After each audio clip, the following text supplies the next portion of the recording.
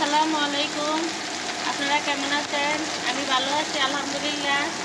আমি এই ফুলকপিটা ভাজি করতে আছি। ফুলকপি, গাজর, আলু শুধু তেলের সাথে ঢেলে দিছি, ধুয়ে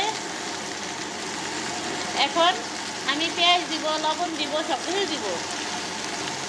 শুধু কাঁচামরিচটা দিচ্ছি, আমি আর কিছু দেই না এখনো।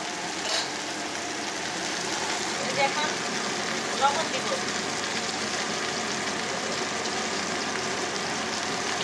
হলুদ দিব, মরিচের করে দিলাম, একটু নাগা মরিচ দিচ্ছি।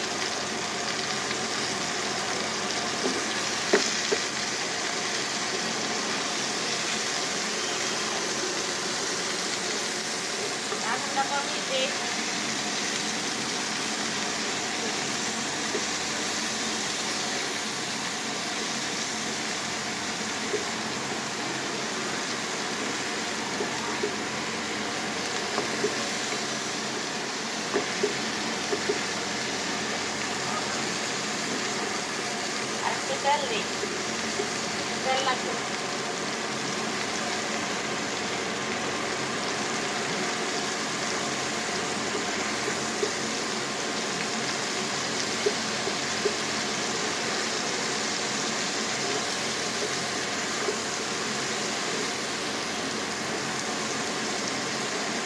এখন থেকে পেঁয়াজটা যে আগে দিলাম না, এটা পরে দিচ্ছি পেঁয়াজ।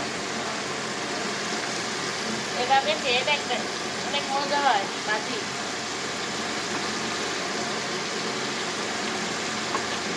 আমি ঢাকনা দিই না।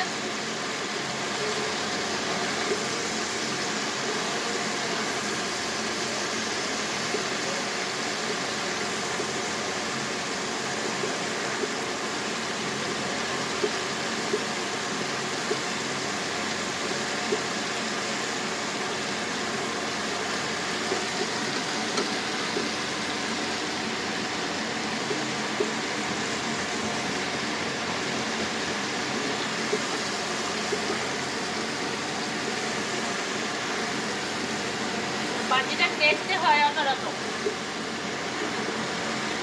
আস্তে আস্তে সব কিছু ভাজি করবো।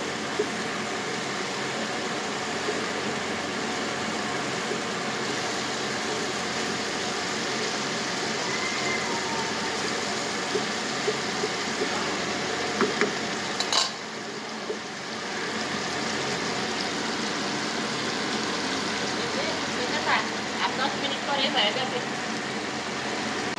দিয়ে দিব 2টা ডিম।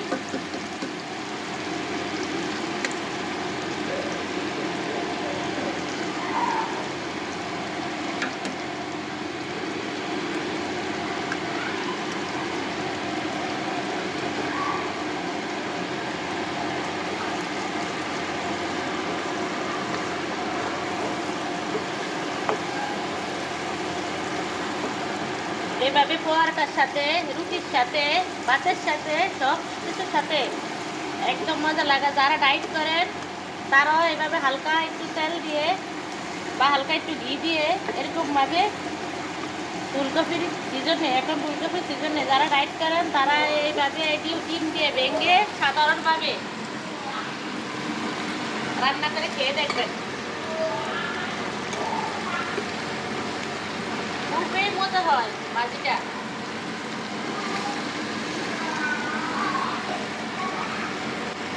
আমি 2টা ডিম ভেঙে দিলাম। এখন একটু ম্যাগি মশলা দিব। রান্না হয়ে গেছে।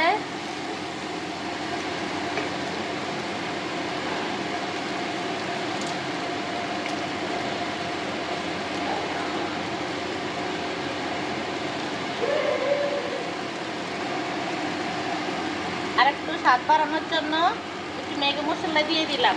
নুডলসের সাথেও রান্না করে খাওয়া যাবে।